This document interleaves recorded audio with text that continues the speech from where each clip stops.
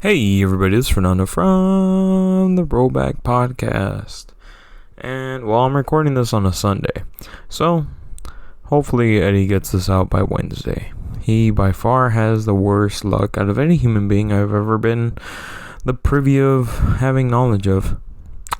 He almost took my laptop with him. Son of a bitch. But, alas, despite his efforts, we are here to talk about the 2009 movie Public Enemies. Now, I was cruising through Netflix and I was trying to find something to watch, and this movie popped up. I was like, it's been a while since I've seen Public Enemies. I really liked it when it first came out. I think I was a freshman in high school when it popped out in theaters, and I thought, what the hell, let me check it out. And to be honest, I actually thoroughly still enjoy it.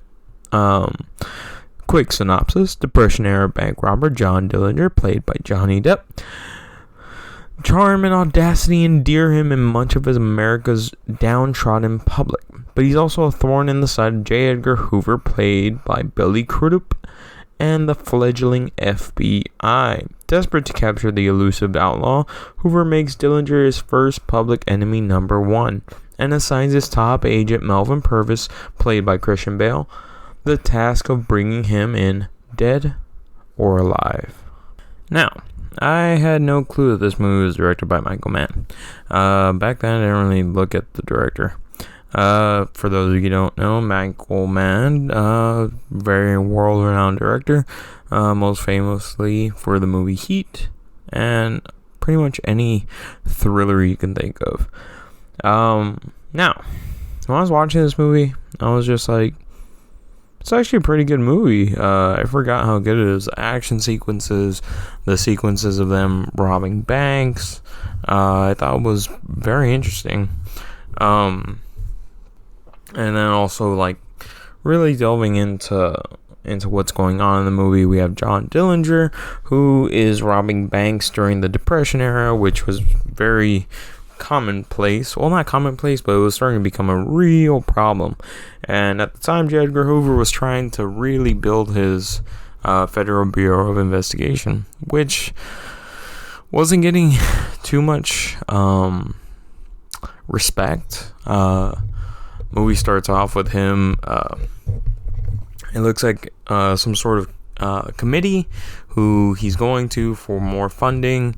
And they pretty much just chastise him and make fun of him on how he hasn't really arrested anyone personally. And they're like, you don't seem like the right person for this job. And kind of takes that very personally. And decides to stick it to these people. And next thing you know, he pretty much just says, I'm going to catch John Dillinger, because at the time John Dillinger is starting to become probably the most famous bank robber. There was a few others at the time, Babyface Nelson, who we see in the movie. We also have Bonnie and Clyde. We also have I forgot, to be honest. And something that I didn't even realize until like the third fucking time that I saw this movie, that what's his face is in this movie, Channing Tatum. He fucking pops out in this movie in the very beginning and is not credited at all. Like, you don't really notice unless you're paying attention, and then you kind of think, hey, wait a minute, isn't that Channing Tatum? Yeah, he plays Pretty Boy Floyd in this movie, who gets killed by Melvin Purvis. Melvin Purvis was slowly climbing up the ranks as a pretty much as the best FBI agent that they could get. Now, the odd thing is that J. Edgar Hoover wanted him. But he also, how do we phrase this? J. Edgar Hoover was a giant asshole. Spoiler alert, a little bit of a spoiler alert. After Melvin Purvis gets extremely famous from the John Dillinger case, he takes him off of the case nearing the end, and then he kind of railroads him out of the FBI because he got really famous very quickly, and he didn't want that to happen. So yeah, he's kind of a giant dill hole. Also we have what's her name? She came on. She comes on pretty much every Christopher Nolan movie. What is her name? Let's see. Marion Cotillard. She plays Billy Frechette, who is one of, I'm assuming many, of John Dillinger's love interests. Now, this movie shot very odd. Like, the filming style looks almost like a reenactment type of shooting style. And I'm not saying it's bad. Like, the movie's interesting and it's paced very well. It's just the way it's shot is very different compared to what you usually see in movies. But, in my opinion, very good. But yes, we follow John Dillinger, his run-ins with the FBI on how one time he got arrested by this local police because there was fire and they found their guns, and so the police were able to arrest him. His lawyer finesses them to pretty much be able to keep John Dillinger there, and then breaks out with the help of another prisoner. But yeah, for the most part, just a fucking all around, not genius, but you put him in a corner, chances are he's gonna slither out. And yeah, he was a slippery one. Now, these type of robbers during this time were running on an immense amount of luck. For example, Bonnie and Clyde. Running on an immense amount of luck. People were kind of falling in love with them because it was like a fairy tale story, almost. And then they get killed in, I want to say it's either Oklahoma or Louisiana. I want to say it's Oklahoma, but yeah, it's very famous. Two Texas Rangers who were hired by the governor of Texas. I want to say the governor hunted them down across state lines and killed them. They shot them dead. And then Pretty Boy Floyd gets killed by Melvin Purvis. These guys have big names, but they are dropping like flies. So everyone's kind of wondering when John Dillinger's luck is going to run out, which he does seem to have a lot of. Now, as we follow John Dillinger, I thought this movie was really good. I liked everyone's performance. I thought Johnny Depp was great in this movie. This was still pretty much prime, older Johnny Depp. Not older as in now, but I think he was like still really not old, but also not young. He was in that very good spot, and he was actually really good in this movie. I thought he did really well. Christian Bale, I thought, really did well as Melvin Purvis, and then Billy Crudup as J. Edgar Hoover. Now, J. Edgar Hoover has a whole lot of other stories, which you could kind of see in the J. Edgar Hoover movie. I want to say that one was directed by Clint Eastwood, and it's starring Leonardo DiCaprio. But yeah, that movie is a whole other bag of worms. Yeah, J. Edgar Hoover was a giant dill hole and pretty much blackmailed anyone he could. And this was pretty much the beginning of it. Because, yeah, he didn't get any respect at this time. Now, yes, I thought everyone's performance is really good. I thought the movies were pretty well paced. It's a little over 2 hours. But it doesn't really feel like a drag. It doesn't really feel boring. The action scenes are really good. I thought I thought that this movie is one that you don't really see much of anymore. Now there's action in this movie, but it's also not an action movie. It's more like a thriller / drama with some action in it. Cause this movie is not something that we get to see much of anymore. It seems like these type of movies are either going away, or we don't just get to see them anymore on theaters, maybe on Netflix or Hulu, going direct to digital. But yeah, so far, I thought this movie was really well done.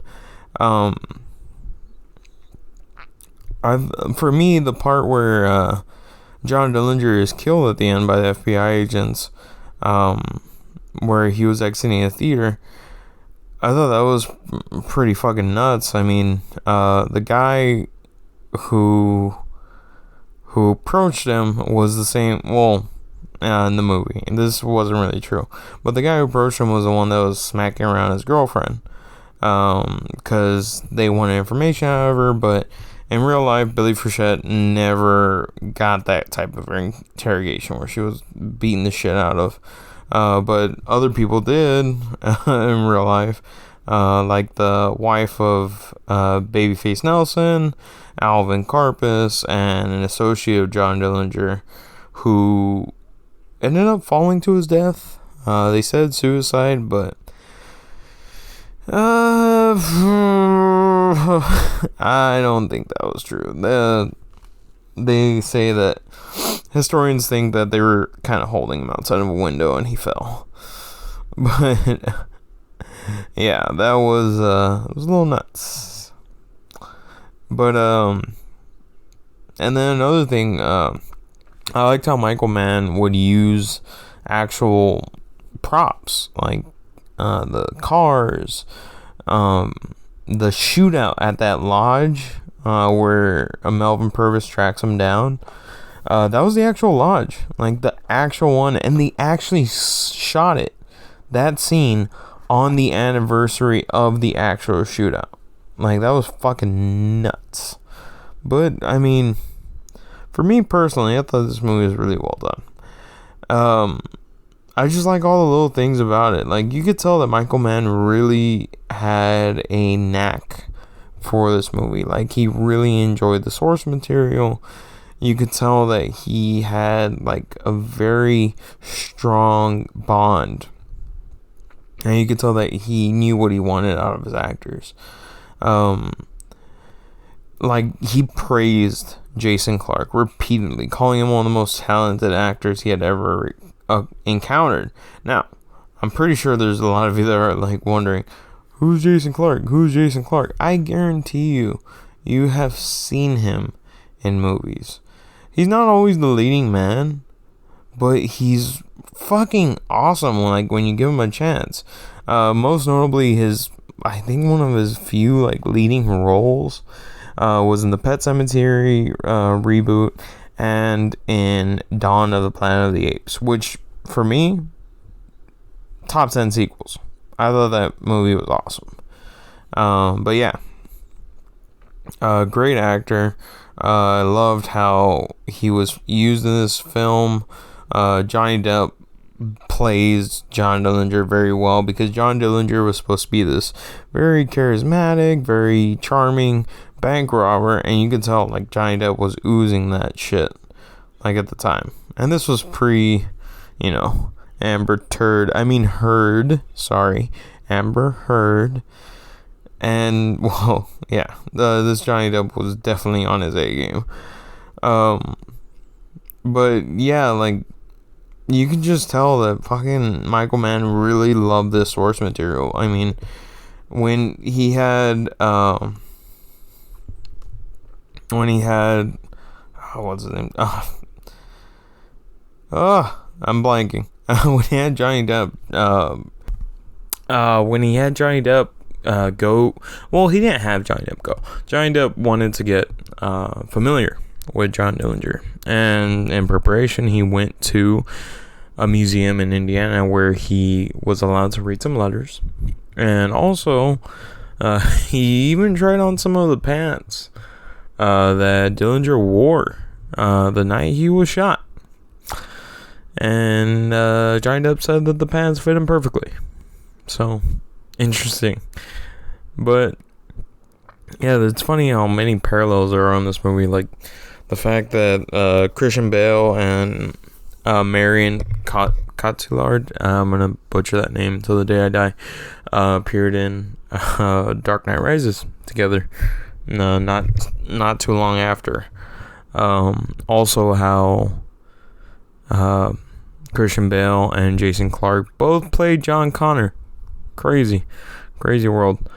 But and then how pretty much a lot of these actors went on to do the Boardwalk Empire show on HBO, which was very similar because, I mean, gangsters. But yeah, for me, this movie I thought was really well done. A little stuff gets kind of, I mean, with every historical movie, everything kind of gets exacerbated to what it was. We all know that, but it's also, I mean, it's a movie, dude. Like, we all do this so that we can make things look cooler than what they were. Like, for example, yes, J. Edgar Hoover was a humongous piece of shit. And don't get me wrong, very humongous piece of shit. But a lot of things he did, he pretty much revolutionized what we know today as common police work, taking fingerprints.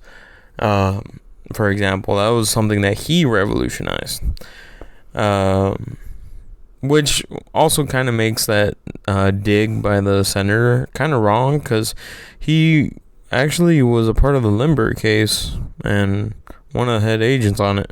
So he did do things. Also, another thing that I noticed in this movie, so there's a part where Melvin Purvis is calling Hoover, and he's like, we don't have the right men for the job. This is after, not Pretty Boy Floyd, Babyface Nelson kills one of the FBI agents, because they go to his hotel room and he lies to the FBI, says that he's someone, and they take off, but they know that's him, so they're just like, watch that hallway, I'm gonna be right back. And so the FBI agent kind of turns around and Babyface Nelson kills him. And fuck, why I lost my train of thought. Babyface Nelson kills him. And fuck. And the agent gets killed. Melvin Purvis calls up J. Edgar Hoover saying that the type of men that we have for the job is not the type of men that we need. They need pretty much like roughnecks. And he says that we need some guys from Texas. Because at the time, like, Texas lawmen were pretty rough, to say the least. And one of those Texas lawmen, UFC legend, wrestling legend, Don Fry. I looked at him and I was like, I know that mustache anywhere. And yeah, fucking Don Fry is in this movie. Very interesting. I thought that was a little random tidbit. But as far as this movie goes, I thought this movie was really well done. I think it still holds up to this day. We get to see a prime Johnny Depp, a prime Christian Bale, just really acting their hearts out. For the most part, I definitely would say to rewatch this movie and give it another shot, especially if I haven't seen it before. It's very interesting. You get to see a period piece, and, well, yeah. That's pretty much it. That's all I gotta say about this movie. Please check us out, The Rollback. We are anywhere where you get your podcast needs. Hopefully Eddie's laptop is fixed by Wednesday so that he can upload this. But yeah, that's it, everybody. This is Fernando from the Rollback Podcast, and this was your review for Public Enemies. Let's cut it.